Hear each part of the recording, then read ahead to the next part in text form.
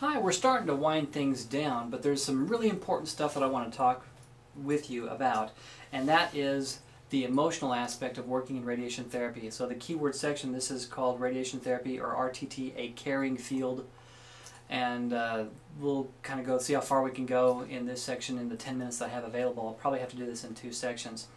One of the things that I run up against from time to time when I working in the field that I work in is if I meet some new people, then we shake hands and talk and just kind of shoot the bull a little bit, and eventually, usually fairly early on, the other person asks, well, what do you do for a living?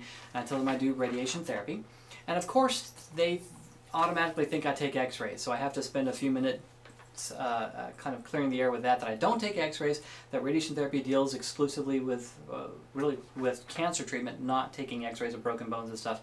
My parents still introduce me as their son, the radiologist, which is wrong on several different levels. But you'll run into that if you haven't already. You're probably already telling people you want to get into radiation therapy. They're like, oh, you're going to take x-rays? And no.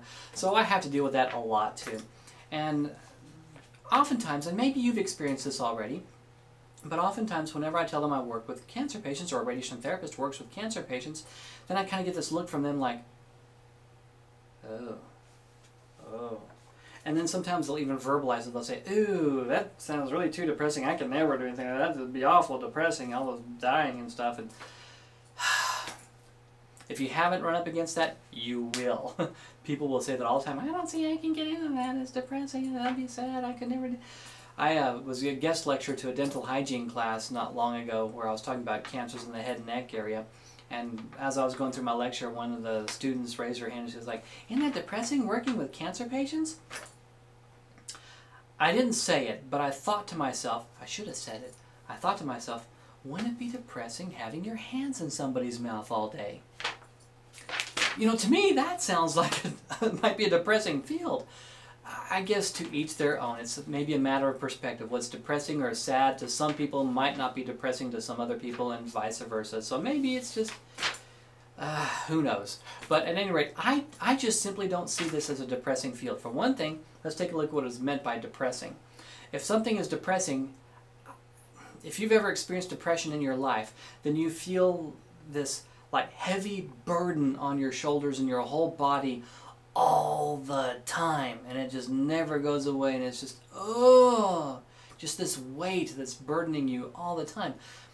If radiation therapy was like that, yeah, that would be depressing, but that's just not what I experience in radiation therapy. I don't experience radiation therapy as being quote-unquote depressing. Now, in all fairness, I think it's fair to say there is some sadness in the field of radiation therapy. Sometimes you get attached to somebody that doesn't do well, and that is sad. That has some pain and that has some hurt with it.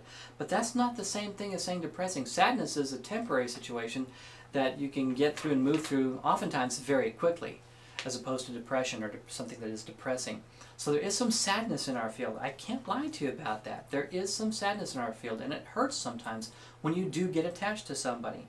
I've had some people say, well, you have to kind of create this barrier and don't attach yourself to any of the patients. I'm sorry, but this is a caregiving field. If you're a caregiver, you give care. If you give care, you care. And if you care about somebody, your patients, and you get to know your patients in this field, and they don't do well, it's going to hurt. It better hurt. If it doesn't, then you don't care, and you're not doing your job right, frankly. So I found that really, I don't know if it was some sort of emotional thing that my body needed this regular cleansing or something, but I found that about once every 6 months I would get attached to somebody that didn't do well, and I'd have this hurt. And I'd learn from it, and I'd grow from it, and I'd become a better human being. If you've had some difficult, painful experiences in your life, well then you know that those are often, as much as we may not like them, or may not want to get involved in those things that are hurtful and painful, we grow as a human being the most from those experiences. So this is a tremendous growth opportunity. It's not nearly as painful as having a close relative pass away or something, but it is something that does on a lower scale happen with us in this field from time to time. We learn and we grow from these experiences.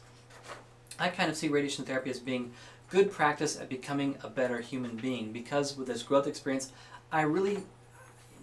you got a great opportunity to become a better human being, a more full, complete human being.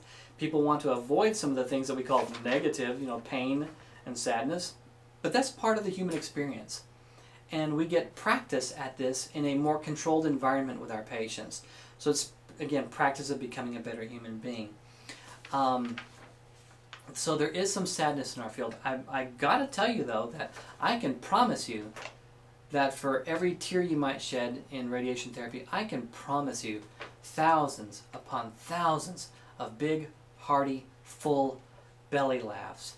The patients, as you'll see if you haven't already seen from your clinical visit, the patients are just fantastic. They're amazing people. I think they do a lot better than I think I would do if I were in their circumstances or situation.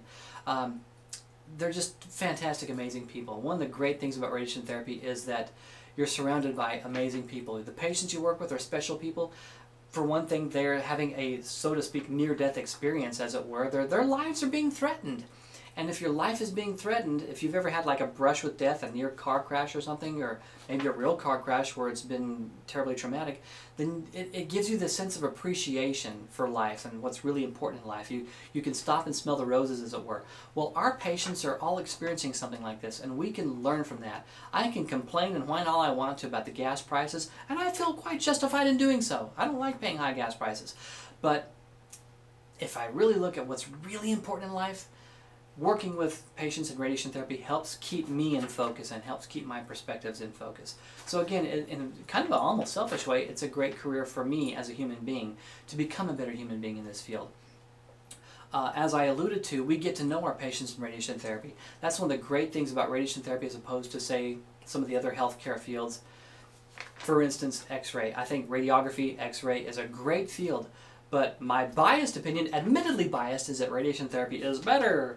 Of course I'd say that. I'm in radiation therapy, so take what I say with a grain of salt. But I say radiation therapy is better because, in part, we get to know our patients. If you work in radiography, X-ray, then somebody has a broken bone, you have to have good communication skills to be able to get the patient to comply with what you need them to do to get a good X-ray film.